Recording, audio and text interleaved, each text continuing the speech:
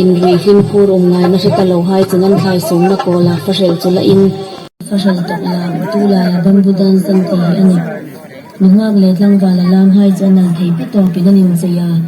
nume chunan lu chu puna khimin parte moi tak takinan chei hakani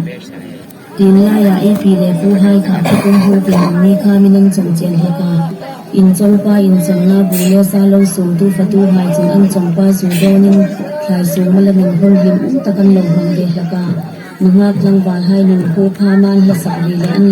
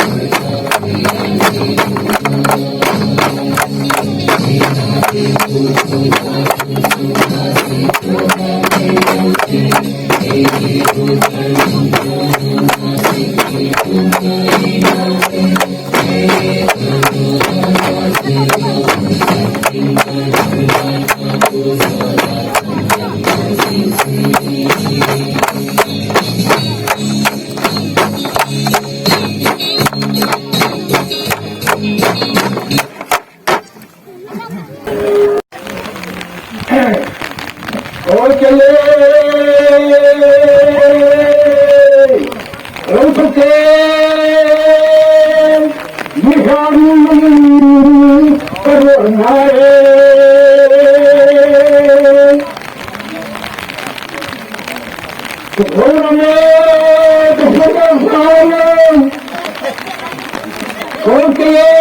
toke hintay namin Tuhay Bonifate Tuhay Bonifate Allah ya